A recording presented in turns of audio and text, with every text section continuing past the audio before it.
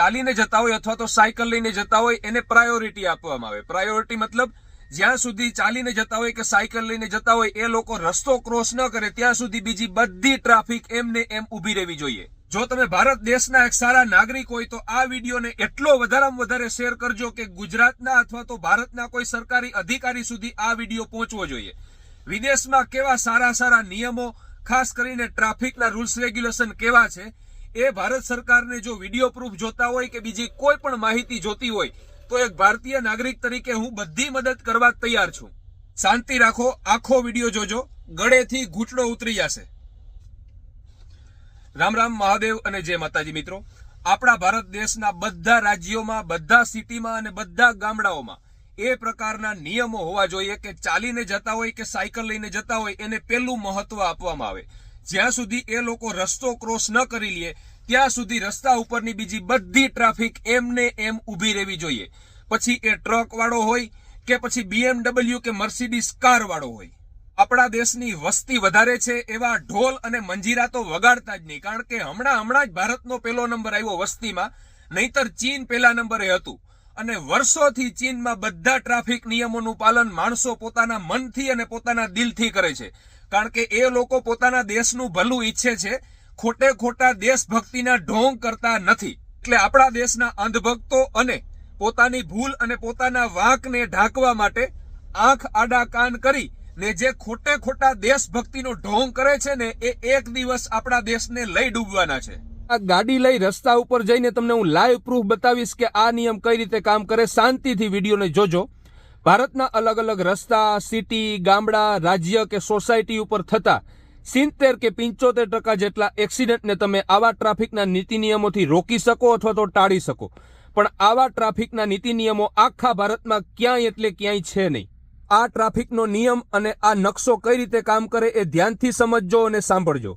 જે જગ્યાએ traffic light રાખવી શક્ય નથી એવા નાનકડા ગામડા, સિટી કે સોસાયટીમાં જે જગ્યાએ 4 રસ્તાઓ ભેગા થતા હોય ત્યાં આવી રીતે સ્ટોપ સાઇન રાખવાથી એ ટ્રાફિક સિગ્નલનું કામ કરે છે। 4 દિશાઓમાંથી આવતા હોય એવા બાઇક, કાર અને ટ્રક જેવા મુખ્ય વાહનો માટેના આ 4 રસ્તા છે। બધી જગ્યાએ સ્ટોપ સાઇન રાખેલી છે।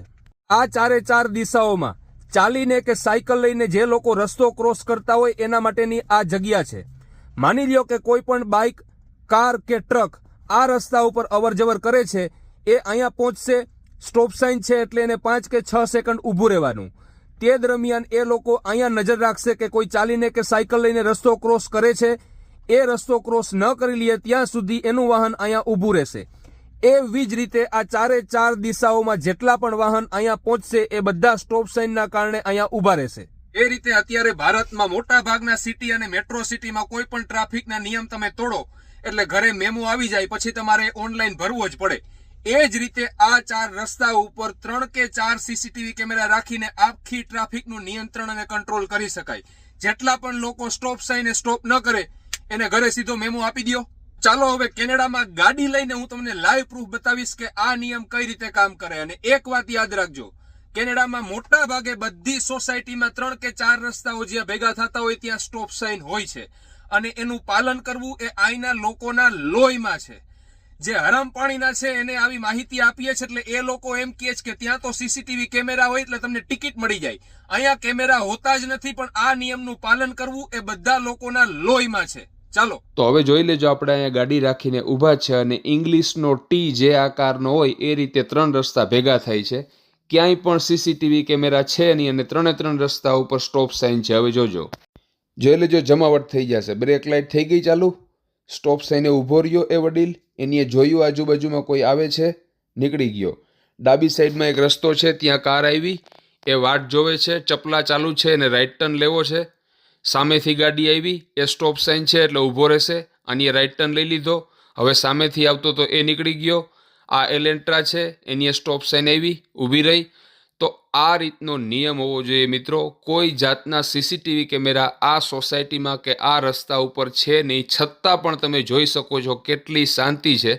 અને આ રીતે બધા લોકો કોઈ જાતના કેમેરા વગર સ્ટોપ સાઇનના નિયમનું પાલન કરે છે। જોઈ લેજો, આ સ્ટોપ સાઇને પાછી આવી ગાડી, ઊભી રહી, એ જાશે। એવી રીતે 24 કલાક જેટલા પણ વાહનો અહીંથી નીકળશે એ બધા લોકો આ સ્ટોપ સાઇનનું પાલન કરશે.